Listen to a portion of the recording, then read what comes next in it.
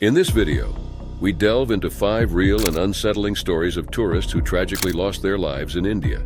These true accounts range from mysterious deaths to tragic accidents, revealing the hidden dangers travelers may face. Stay with us as we uncover the disturbing details behind these incidents.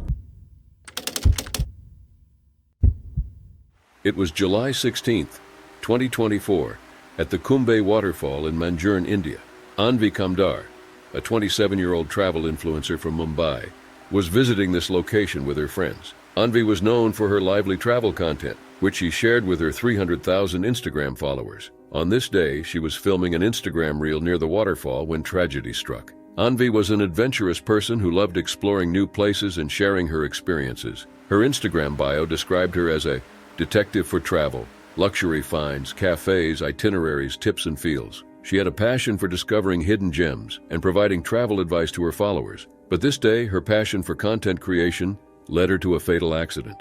The Kumbhe waterfall is a stunning sight, especially during the monsoon season when the water flow is at its peak. However, this beauty comes with danger. The rocks around the waterfall become extremely slippery and dangerous. Anvi, accompanied by her 6 friends, was well aware of the risks, but was determined to capture the perfect shot. As Anvi positioned herself at the top of the waterfall, she lost her footing and slipped. She tumbled down the 300-foot gorge, landing on a hard, slippery patch of rocks. Her friends were horrified and immediately called for help. The local authorities were notified and a rescue operation began. Rescuer Shantanu Kuveskar described the challenging conditions they faced. She fell on the hard, slippery patch of rocks around 300 feet into the valley and couldn't be spotted initially, he said. The rescuers had to use a vertical pulley system to retrieve her. 6 rescuers climbed down the hill while another 50 assisted from above. It took them 6 hours to finally pull Anvi out of the gorge. Anvi was still alive when they found her. She was responsive and placed on a ventilator for transport to the Mangan Taluka Government Hospital. Despite the best efforts of the medical team, Anvi succumbed to her injuries shortly after arrival. The news of Anvi's death spread quickly and her followers were devastated. Her final Instagram post, shared a day before the accident, listed 5 cheap and uncongested spots in India to visit during the monsoons. The comment section of this post was flooded with messages of grief and condolences. Fellow travel influencers expressed their sorrow and support for her family. "Please, let's focus on praying for her soul to rest in peace and remember the joy and positivity she brought to our lives," commented fellow travel influencer Akanksha Manga. She was an extremely responsible traveler. "It was an accident, could have happened to anyone," added food influencer Shreya Sanghvi. Anvi's death also sparked a debate about the risks influencers take to create content. Some criticized her for risking her life for an Instagram reel, while others defended her, emphasizing that it was a tragic accident that could have happened to anyone. Local officials issued warnings to tourists, urging them to exercise caution while visiting the area, especially during the rainy season. Suhas Diwas, the district collector of Pune, advised the public to avoid water bodies during the monsoon season due to the increased danger. "I appeal to the public to be responsible and not go near any waterfalls or streams. We have issued advisories and the management has asked us to handle any sort of incident," Diwas said. Anvi Kamdar was more than just a travel influencer. She was a chartered accountant who had worked with Deloitte. Her friends and family remember her as a kind person who loved to share her experiences and inspire others to explore the world. Her social media presence was filled with colorful photos of her travels to places like Turkey, Azerbaijan, and the Maldives. Anvi's journey was one of exploration and adventure, and her followers were captivated by her enthusiasm and detailed travel guides. In the aftermath of Anvi's death, there were calls for better safety measures and awareness for tourists visiting such locations. The desire for capturing the perfect shot should not go beyond the importance of safety and caution. It was April 6, 2013, in the Kashmir Valley, India. Sarah Groves, a 24-year-old British backpacker, was on an adventure in this beautiful but disputed region. She had been in India since February, visiting her boyfriend Saeed Ahmad Shoda, and staying on the new beauty houseboat on Dal Lake in Srinagar. Sarah loved traveling and was always eager to explore new places. Sarah's parents, Vic and Kate Groves, were uneasy about her trip to Kashmir. The area was known for its unrest due to the ongoing territorial disputes between India and Pakistan. They had tried to dissuade her from going and even planned to meet her in Nepal to convince her to leave. On that day, Sarah's lifeless body was discovered in her room on the houseboat. She had been brutally stabbed 45 times. Her bloodied body, clutching a mobile phone, indicated she had tried to call for help. The scene was horrific, with puncture wounds and slashes all over her body. Dr. Farida Noor, head of forensics at Srinagar's General Medical College, described the injuries, highlighting that 2 fatal wounds, one to her neck and another that pierced her lung, caused her death. The rest were defensive wounds, suggesting Sarah had fought bravely against her attacker. The prime suspect, a 7-foot-tall Dutchman named Richard de Wit, was apprehended hours later, about 50 miles away. He was found shoeless and soaking wet, carrying only a passport and 2,000 pounds. De Wit had been staying in the room close to Sarah's on the houseboat. After the murder, he had stolen a rowing boat to escape, but it capsized, forcing him to swim to shore before he was able to hire a taxi to a nearby city. De Wit initially confessed to the murder, claiming that the devil had compelled him to commit the heinous act. However, he later retracted his statement, proclaiming his innocence. Despite overwhelming evidence against him, De Wit has managed to evade justice for over a decade. De Wit, now 53 years old, has been described as a paranoid schizophrenic who refuses to take his medication. He has exhibited erratic behavior, such as taking off his clothes in cold weather and locking himself in the bathroom to avoid attending court hearings. He has fired 5 lawyers, claiming they were incompetent or in cahoots with the Dutch government. De Wit believes the case against him is a fabrication by wicked people within the Dutch government, coming from his past involvement with a nationalist, anti-immigration political party in the Netherlands. Sarah's parents, Vic and Kate, have endured an excruciating decade of legal battles and emotional torment. They have attended 225 scheduled court dates, many of which were postponed or canceled. Witnesses have died or disappeared, and the Indian legal system has failed to build a watertight case against De Wit. Floods in Kashmir have destroyed crucial evidence, and 2 judges assigned to the case have stepped down. Vic and Kate have been vocal about their frustration with the slow progress of the case and the lack of support from the British government. They have campaigned tirelessly for justice, but their efforts have been prevented at every turn. Vic, now 80, expressed his despair, saying, "We are not confident that it will ever conclude. The worst aspect of the last decade is that we are no longer a complete family. There is a massive gap in our lives that can never be filled. Sarah was 1 in a million, a wonderful person in every way who always considered others ahead of herself." Despite the Groves family's relentless pursuit of justice, De Wit's antics and the difficult legal process have left them with little hope. De Wit's behavior in custody has been unpredictable. He has shown no remorse for his actions and has even tormented Sarah's family with cryptic messages. In 2017, he told a court he had a secret about Sarah's murder, but would only reveal it to her parents, further adding to their anguish. The case has become a farce, with De Wit manipulating the system to avoid standing trial. Doctors have concluded that he has a well-systematized delusional belief that he is being pursued by the Dutch government. He has refused to cooperate with his lawyers and has shown a complete disregard for the legal process. His wife, Thai national Uma Rupanya, revealed that De Wit became increasingly paranoid and insecure before abandoning her and their 2 children to go traveling. His journey took him to Kenya, Dubai, and Nepal, before he eventually settled in Kashmir, where he committed the murder. The Groves family has also faced challenges with the Indian authorities. Vic criticized the authorities for not taking the trial seriously, noting that only a small percentage of the 225 scheduled hearings actually took place. The trial was suspended years ago after De Wit was deemed unfit to stand trial. Despite their efforts to speed up the process of the case, the Groves family has been left in constant confusion. Sarah's father, Vic, told Mail Online, "There are some developments, and we are hopeful that there will be a conclusion that offers some level of closure. No further comment on this at this stage." The family has set up the Sarah Groves Foundation to keep her memory alive and support art, fitness, and adventure in young people's lives, areas that were close to Sarah's heart. On the 10th anniversary of Sarah's murder, Vic told ITV that he had all but given up hope that De Wit would be brought to trial. He criticized the British government for their lack of involvement, saying, "We are unavoidably wrapped up in international politics, and we have a British government who haven't stood by us. Nothing has worked out in our favor as the political situation between federal India and Kashmir is at an all-time low."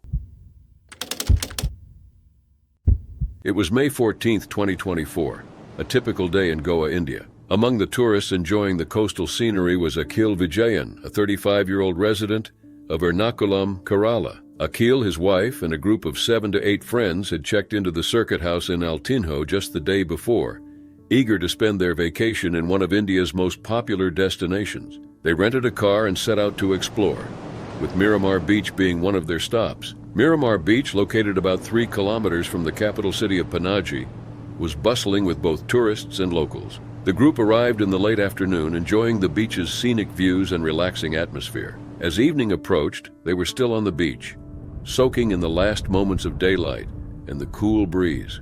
At around 8:50 p.m., the weather took a sudden turn for the worse. Heavy rainfall began to pour down, accompanied by loud thunder and flashes of lightning. Akil and his group decided it was best to leave the beach and head back to their car to avoid getting drenched. They gathered their belongings and hurriedly made their way towards the parking area. As the rain intensified, the atmosphere became chaotic. People were rushing to find shelter, and the sound of thunder went louder and louder. Witnesses later described the scene as terrifying. It was then that a powerful lightning strike hit the beach. The bright flash and deafening sound were followed by a moment of eerie silence. The lightning had struck close to Akil and his companions. The impact was immediate. Akil, his wife, and a male friend were knocked to the ground, rendered unconscious by the strike. The rest of the group, including children, screamed in panic and rushed to help. Amid the confusion, Akil's wife and the friend slowly regained consciousness. Disoriented but alive, Akil, however, remained motionless. The group quickly realized the severity of the situation and called for help. The Panaji police were notified, and an ambulance was dispatched to the scene. The 108 ambulance service, known for its swift response, arrived promptly and rushed Akil to the Goa Medical College Hospital in Bambolim, located about 7 kilometers away. Upon arrival at the hospital, the medical team immediately attended to Akil. Despite their best efforts, it was too late. The doctors pronounced him dead on arrival. The police suspected that Akil had suffered a heart attack, but the post-mortem examination later revealed the true cause of death.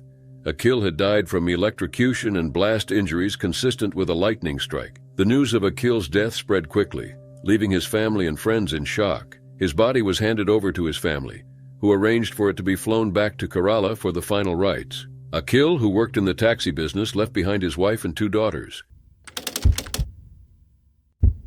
It was January 3, 2024, in Rishikesh, India. Aisulu Kurmanaliva, a 32-year-old woman from Kyrgyzstan, was found hanging in a hotel room at Raj Resort. She had been in Rishikesh for a meditation program. This discovery shocked everyone around her. Aisulu had come to India with a group of 10 foreigners for a yoga practice session at Satya Sadhana Sansthan in Tapovan. They arrived on December 21, 2023, and completed their course on January 2, 2024. Afterward, the group checked into the Holiday Home Hotel, where Aisulu seemed ready to relax and explore the city.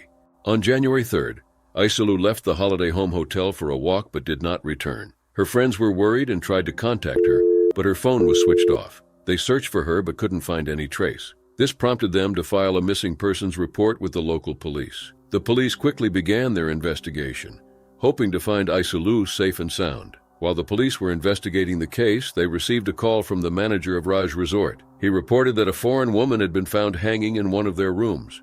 The police rushed to the scene and confirmed the woman's identity as Aisulu Kurmanaliva. She had used an air conditioner wire to hang herself. The room was unlocked and there were no signs of forced entry or struggle. Senior Sub-Inspector Yogesh Pandey stated that the initial investigation pointed to self-murder. Aisulu's friends mentioned that she had been suffering from depression for a long time and was distressed due to marital issues. The police sent her body for a post-mortem examination to confirm the cause of death. They also informed the Kyrgyzstani embassy about the incident and tried to contact her family. The embassy and the police faced a challenge when Aisulu's family refused to get her body sent back to their country. According to her friends, Aisulu practiced Islam, and the police awaited a representative from the embassy to perform her funeral according to Muslim customs. The police were also investigating how Aisulu ended up at Raj Resort, as she had not booked a room there. This raised questions about her movements on the day she went missing.